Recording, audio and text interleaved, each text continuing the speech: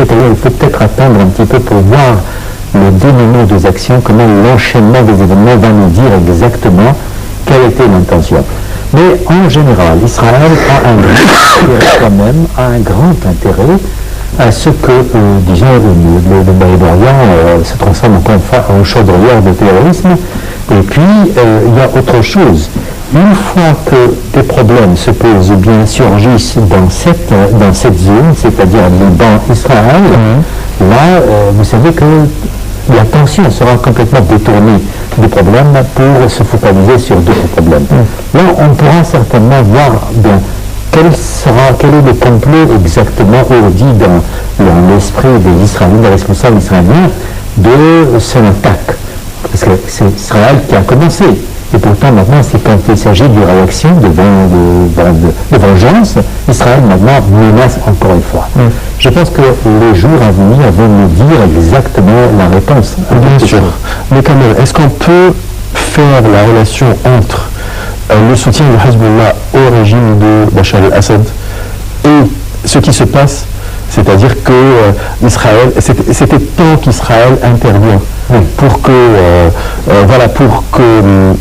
le Hezbollah s'occupe d'une guerre avec Israël qui est à la fin, ça sera en faveur des Israéliens, bien sûr, avec la différence des forces entre les deux côtés, pour laisser la Syrie, par exemple, pour affaiblir l'Assad. Vous savez, c'est-à-dire que actuellement on parle sur l'opinion internationale et puis après toutes les délégations officielles ne cessent de parler de quoi? D'un dialogue.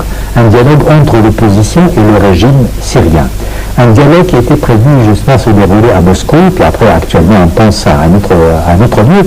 Mais ce dialogue, est-ce que ce dialogue est dans l'intérêt des responsables israéliens? Est-ce que Israël a un grand intérêt à ce que le conflit qui se déroule actuellement entre les opposants de Assad et Assad soit tranché? Moi je ne pense pas.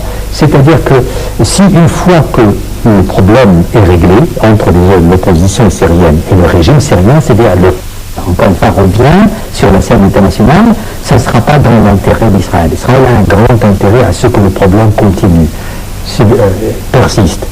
Puis maintenant, lorsque une autre guerre éclate, parce que c'est la troisième guerre qui éclaterait, bien entendu, entre Hezbollah et Israël, et certainement le Liban sera empêtré dans le bourbier, là, ici, c'est que ça pourrait justement entraver le processus de paix qui est mené maintenant actuellement par les responsables russes et aussi d'autres personnalités internationales.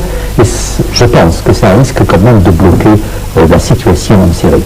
C'est un point de vue quand même à respecter, si vous voulez. Oui, c'est un point de vue. Oui. Là, on dit toujours, par exemple, en Égypte, on dit que comme il y a des chaos en Libye, il y a des chaos à Gaza, au Soudan, c'est pas de l'intérêt de l'Égypte parce que ça entrave les démarches économiques, ça empêche le tourisme de revenir, etc. Est-ce que c'est pas le même cas pour Israël?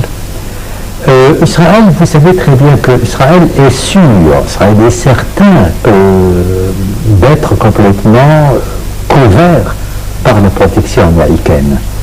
Et qu'une fois que Israël mène une guerre quelque part, donc ça veut dire que la zone qui sera certainement le théâtre de cette guerre se transformera en enfer. Et là, c'est-à-dire que cela entraînerait des conséquences néfastes sur tout le monde arabe. Et je vous dis en même temps pour Israël. Économiquement. Oui, mais Israël n'est pas en train de se redresser économiquement, comme par exemple les autres pays qui ont beaucoup souffert du printemps arabe. Regardez, je vous donne un titre d'exemple, mais c'est-à-dire que ça, sans vouloir lier peut-être les événements à cette attaque. Regardez, l'Égypte attend un sommet économique, une grande conférence économique au mois de mars. Une fois que la zone se transforme encore une fois en théâtre de guerre, avec certainement les attentats des terroristes qui ne cessent de s'accroître, parce qu'on a vu par exemple le vendredi dernier ce qui s'est passé pour l'anniversaire de la Révolution, là, ça pourrait quand même, se représenter comme un obstacle vis-à-vis de quoi? Vis-à-vis du succès de la conférence. Étant donné que la conférence sera tenue à Sharm el-Sheikh, à quelques kilomètres d'Israël, ou bien d'autres zones où il y a des problèmes. Donc, oui, c'est-à-dire une autre guerre qui éclaterait dans la région, risquerait bien entendu d'entraîner des conséquences néfastes sur tous les pays du monde. Ça c'est clair. Et d'autre part, si on parle de la situation de Daesh actuellement, en Syrie par exemple, et en Irak bien sûr, là on trouve qu'il y a des frappes qui ont atteint les forces de Daesh cette semaine.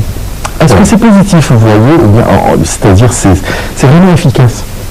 Oui, c'est efficace dans la mesure où, par exemple, lorsqu'on dit que les combattants kurdes, par exemple, se sont emparés de Kobani, par exemple, là, c'est considéré comme, je ne dirais pas comme une victoire sur Daesh. C'est un des exploits menés par les Kurdes. Et les Kurdes sont soutenus aussi parce que les Kurdes sont très bien entraînés par le gouvernement allemand. Il y a des experts militaires allemands qui entraînent les forces kurdes. Mais je vais vous dire quelque chose. Parler d'une victoire, ça c'est trop tôt de le dire, étant donné que Daesh maintenant se trouve partout. C'est-à-dire qu'on trouve par exemple Daesh en Afrique. Daesh était capable quand même de s'étendre, d'atteindre des zones en Afrique comme Kenya, Tanzanie et d'autres pays, Nigeria, et Libye. Il est capable aussi de prendre en otage de grandes personnalités. On a vu par exemple les Japonais, on a vu par exemple d'autres personnalités, et puis après, elle tue les otages. Ça veut dire qu'elle tue les otages devant tout le monde. Et même on fait circuler un défi majeur. Et c'est-à-dire que cette force est très bien. Le Daesh est financièrement, elle est très efficacement soutenue, il faut le dire. Mais dire que c'est ce que la coalition occidentale a réalisé, une victoire, alors c'est trop tôt de dire. Parce que vous voyez, le terrorisme, les terroristes ont leur manière aussi d'inquiéter, de troubler tout le monde. Il ne s'agit pas maintenant de comparaison entre force, armes, c'est-à-dire le degré, le niveau d'armes utilisé par la coalition occidentale et l'arme utilisée par Daesh. Non, c'est une guerre qui se déroule dans des zones quand même où les Occidentaux, quand même, ne sont pas très capables de réaliser ce genre de... D'être sur la terre. Oui, parce que